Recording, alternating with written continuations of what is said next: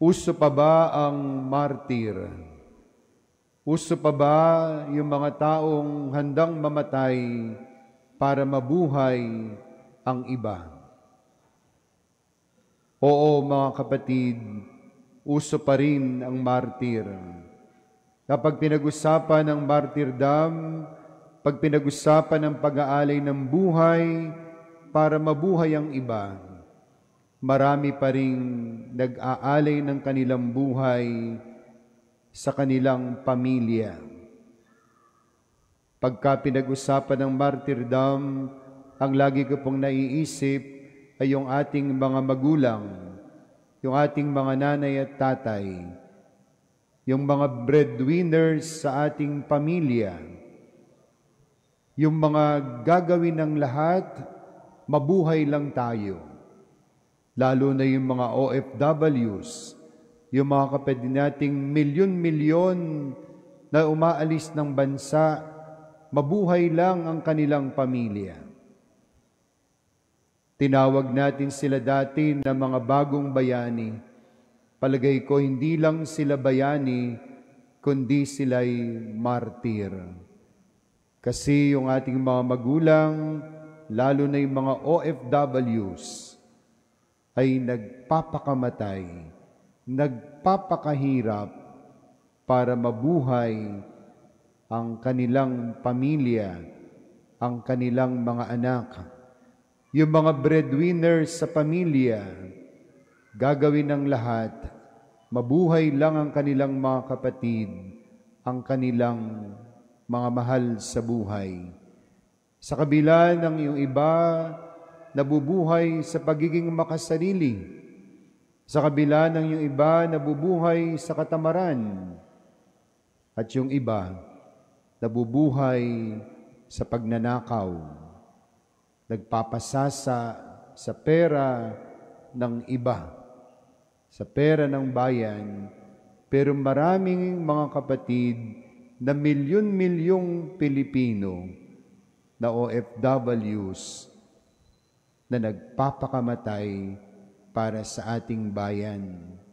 Sila ang mga martir sa ating panahon na dapat nating pinasasalamatan, na dapat nating minamahal at iniingatan natin yung mga pinagpaguran ng ating mga magulang. Ngayon mga kapatid ay kapistahan ni San Lorenzo, Diakono at Martir. At sa Ebanghelyo narinig natin, sabi ng ating Panginoong Jesucristo, maliban na ang butil ng trigo ay mahulog sa lupa, mabulok, mamatay, hindi ito mamumunga ng sagana. Di ba ganun na nangyayari sa buto ng palay o sa binhi ng palay, sa buto ng anumang prutas? Ibabaon mo yung buto, mabubulok siya, mamamatay siya, at saka siya tutubo at magkakaroon ng bagong palay, magkakaroon ng bagong puno at mamumunga ng sagana. Kaya nga sa pagkamatay natin mga kapatid, mayroong nabubuhay. Sa pagkamatay natin, maraming nabubuhay, kaya yung pagkamatay, yung martyrdom ay pagpapahayag ng pagmamahal. Yung pag-aalay ng sarili sa Diyos at sa kapwa ay pag-aalay ng pag-ibig.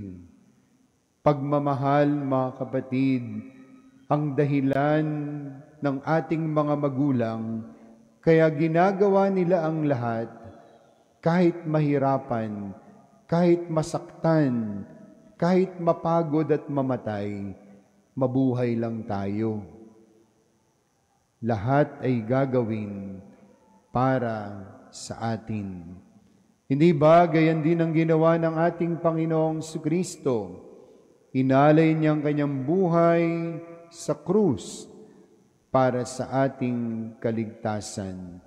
Ganyan ang ginawa ng mga santo ng mga martir, kaysa na nga dito si San Lorenzo Ruiz, si San Lorenzo Diakono at martir, at ang mga iba pang mga martir ng ating simbahan, sila'y namatay upang ang ating simbahan ay mabuhay. Kinalimutan nila ang kanilang sarili. Kinalimutan nila ang lahat sa kanila upang mabuhay ang iba. Kaya nga yung mga taong makasarili, yung mga taong sakim, yung mga taong lagi na lang sarili nila ang kanilang naiisip, ay hindi yon marunong magmahal. Hindi marunong magmahal, mga kapatid, yung taong makasarili. Kasi ang mahal niya lang ay yung sarili niya. Ang tunay na nagmamahal ay yung taong handang mamatay, handang maging martir para sa Diyos at para sa Kanyang minamahal. Ipagdasal po natin ang ating mga magulang, lalong-lalo na yung mga OFWs. Ipagdasal po natin yung mga breadwinners sa ating bansa, sa ating pamilya. Sana patuloy silang pagpalain ng Diyos. At sana patuloy silang ingatan ng Diyos sa kanilang pag-aalay ng sarili para sa kanilang pamilya at para sa ating bansa. At ipagdasal po natin ang bawat isa.